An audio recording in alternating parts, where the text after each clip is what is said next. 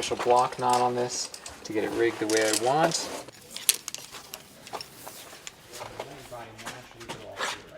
Quite the situation I've got myself into this time. This is nuts.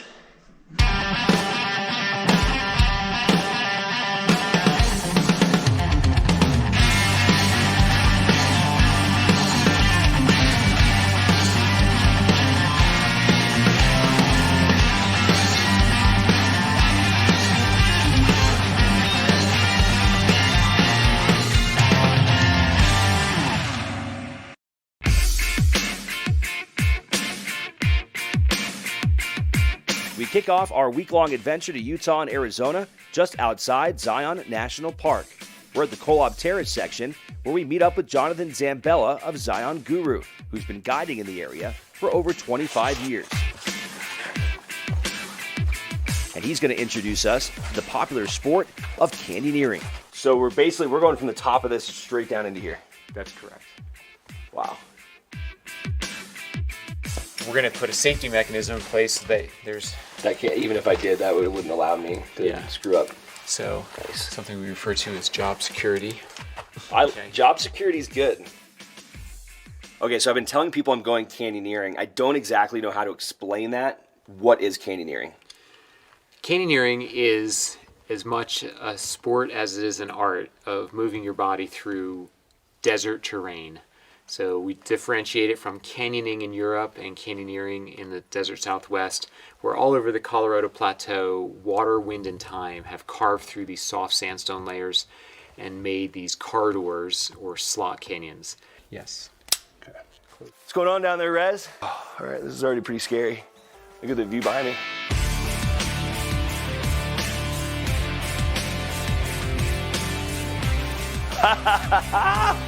This is so crazy.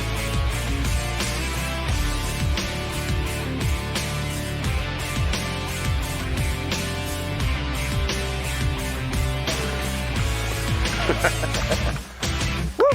On ground, baby. Oh man, that was awesome. Dang, that was like an expert move. Training wheels are off. Yeah. We're going higher? We're going deeper. Deeper. Yeah. Okay, We're going deep. deeper. Going deeper. Yes, sir. Oh man.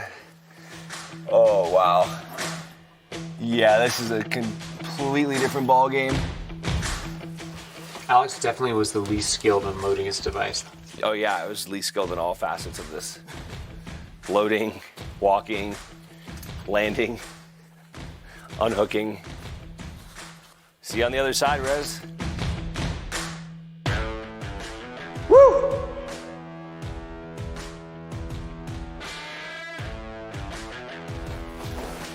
This is a good angle. Straight down this way. Okay.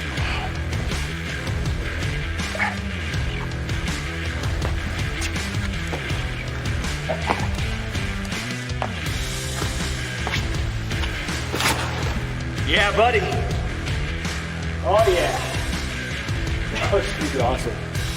Oh man.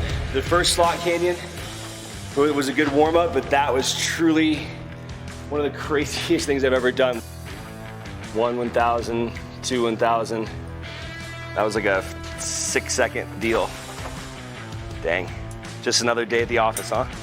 You and I, Anthony, we're gonna have no problem getting through there. But there were a couple other party members there. Oh, thanks. Yeah, I wonder what the other party members. Swing it a little bit. There you go.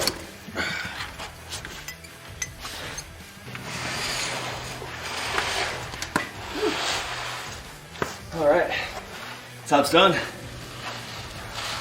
Cool. Nice.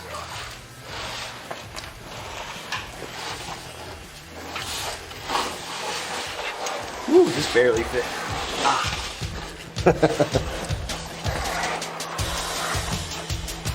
Yeah, there's a solid compression ratio there. You. We made it. With rappels of 40 and 75 feet in the books, it was time to head inside to Zion National Park.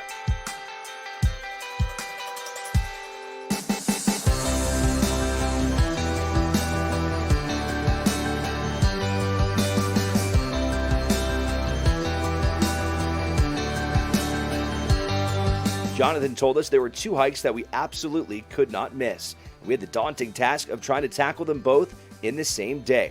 After biking into the park on the Perouse Trail with some help from Out of Here e-bikes, we hit the trailhead for Angel's Landing.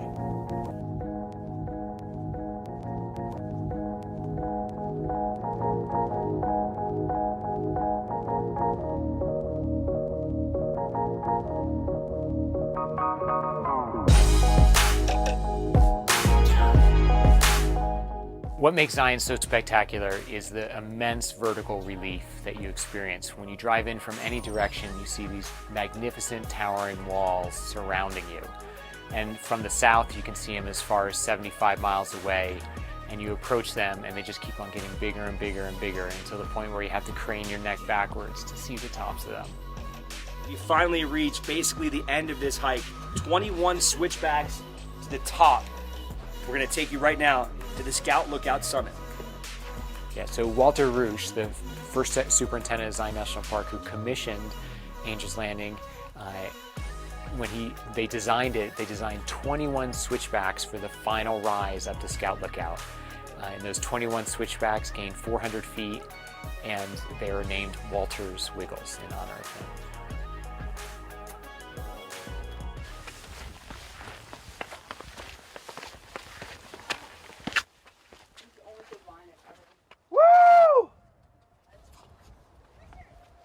Oh man, what an incredible hike that was. Truly one of the best I've ever been on in my entire life. We have made it to the top of Scout Lookout at the base of Angel's Landing, which unfortunately is closed right now. This is an area you actually hold on to chains and take it all the way to the final point of Zion National Park. But I tell you what, for me right here, every step was worth it. This is one of the coolest things I've ever seen. Truly amazing. With Hike 1 in the books, we had no time to waste, heading right back down into the valley. All right, so we're here on the Riverside Walk on our way to the Narrows, and one of the really cool things about this deal are these weeping walls. Check this out. This is Navajo sandstone.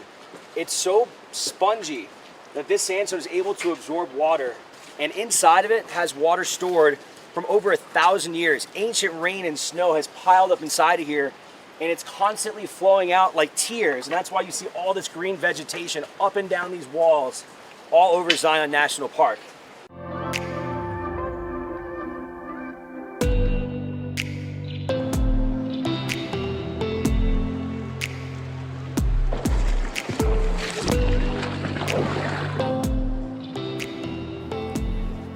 National Geographic, as well as many other travel magazines, list the Zion Narrows hike as one of the top 10 hikes in the world.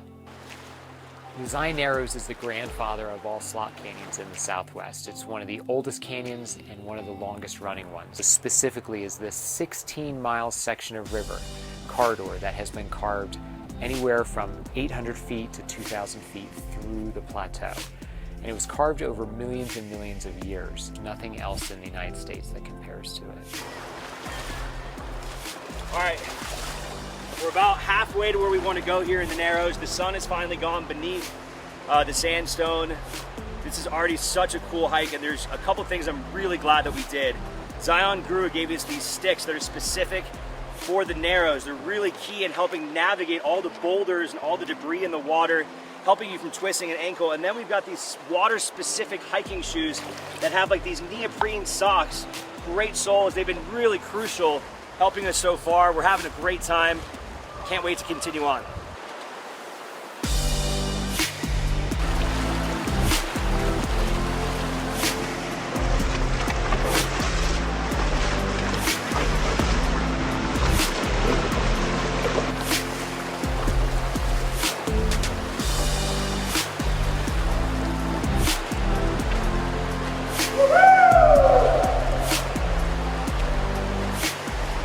It's amazing as you go deeper into the Narrows, the walls start getting tighter and tighter. And something to consider is that the Virgin River is 5 million years old, and at its height it was the size of the Mississippi. And so when you look up at these walls, this is actually, the Virgin River used to carve through this, and that's why it exists the way that it does. Those floodwaters were carrying the limestone layers from up above, and those limestone chunks of rock were acting like drill bits, and they were just hitting the walls and carving away at them. And as they carved away at these walls, they carved them deep but also wide, collapsing or calving off the rock over these millions of years. In the end, we end up with a canyon corridor that's thousands of feet deep, yet only 40 to 50 feet wide, and in its narrowest point is 22 feet wide. Wow, that was just an amazing hike. That's as far as we're going to be able to go on this trip. What an incredible experience Zion National Park has been. Canyoneering with Zion Guru, then going up above to Scout Lookout, and then down below here into the Narrows. This was one of the best experiences of my entire life. Coming up on Road Trippin', sponsored by Sprad's RV, we continue to nearby Bryce Canyon National Park and their famous hoodoos, plus some amazing photography of the night sky. After our adventure in Zion, we made just a short 2-hour drive to its neighboring national park in Utah at Bryce Canyon, which features one of the most unique geological formations in the world.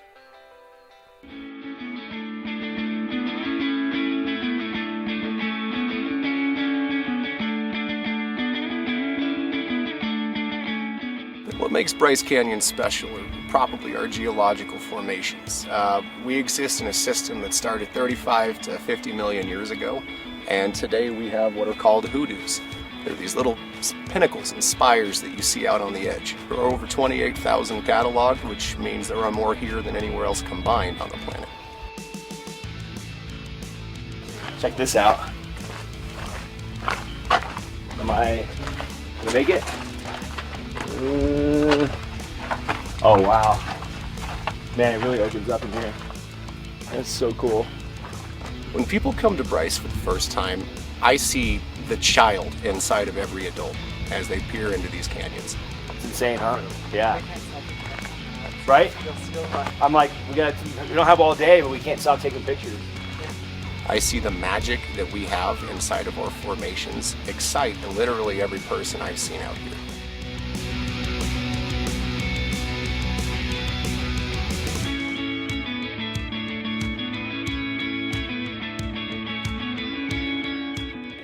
They're red, they're orange, amazing rocks, these hoodoos. You feel like you're walking through Mars. It really takes your breath away.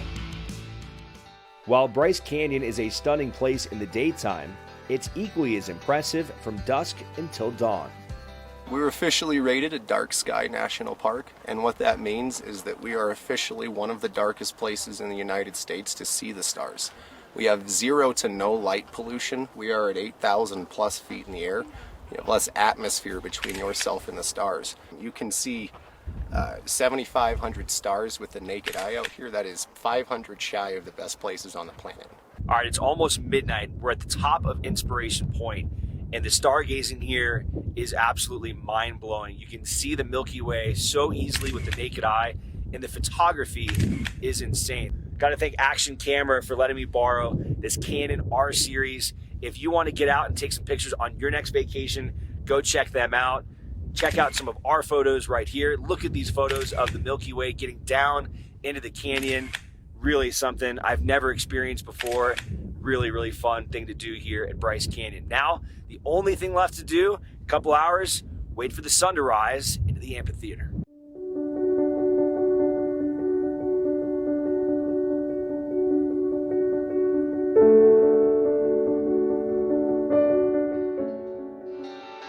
Coming up on Road Trippin', presented by Sprad's RV. We move south to the border of Arizona to the town of Page to explore the desert terrain from both the air and on the ground. After a couple of days exploring the amazing national parks of Zion and Bryce Canyon, our journey continues at the border with Arizona. We are now in the town of Page, which is a gateway to Lake Powell and the Horseshoe Bend of the Colorado River.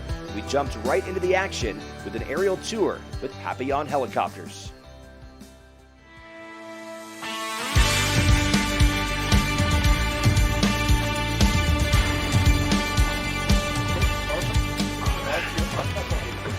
All right, so this is only the second time in my life I've been in a helicopter. Went on a family vacation in New Zealand. Super excited. The adrenaline's kind of pumping a little bit. Can't wait to see this incredible scenery from the air. An Airbus H130, but it used to be called a Eurocopter EC130. It's a beautiful sightseeing helicopter with 6 passenger seats and plenty of windows.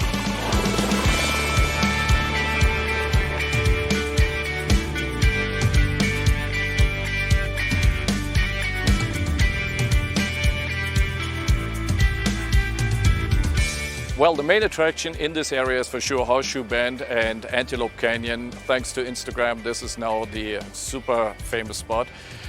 It used to be just Lake Powell, but Lake Powell, the second largest man-made lake, has so much to offer that you have to see it from the air because you only have limited space to actually get to the lake.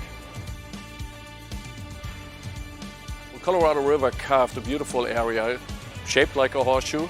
So you will see Colorado River making a 270 degrees turn, coming in from the dam and then turning around and going further down to Marble Canyon.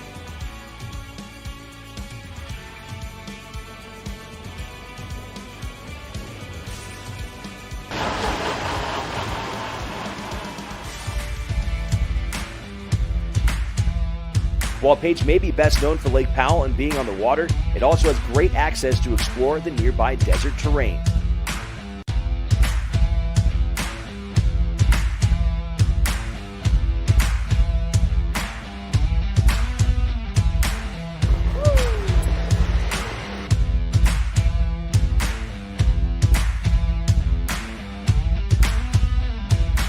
We call it an epic adventure because it's an epic adventure. A private trip, get off the road, see some things a lot of people don't get to see. Best of all, we're going to put you behind the wheel. That's what makes this the most fun.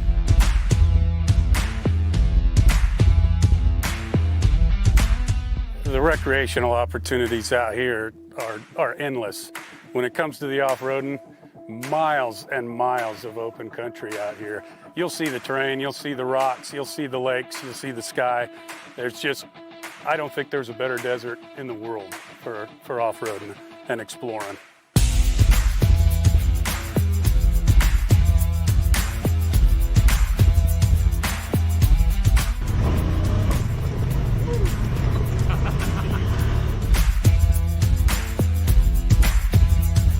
Page, Arizona, wide open spaces, perfect weather, perfect afternoons, perfect terrain.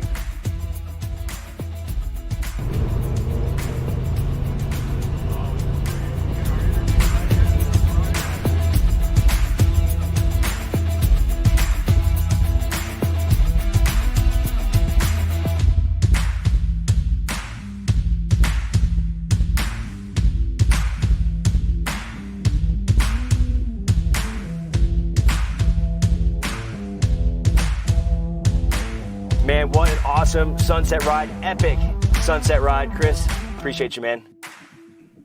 Coming up on Road Trippin', presented by Sprad's RV, we finish up our trip back in Utah in the greater Zion area, where we tee it up at the #1 public course in the state at Sand Hollow.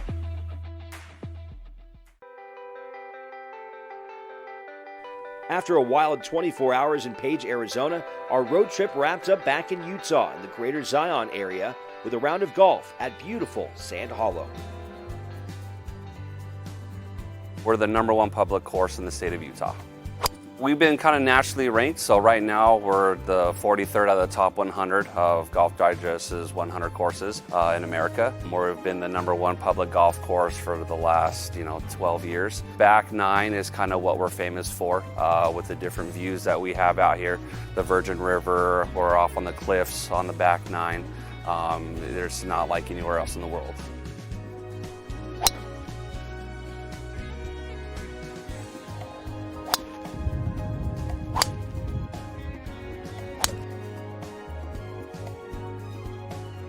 It's very picturesque out here. We get a lot of people who play, they stop, they take pictures, especially on the back 9. Most of the time you have a camera in your hand more than you do a golf club.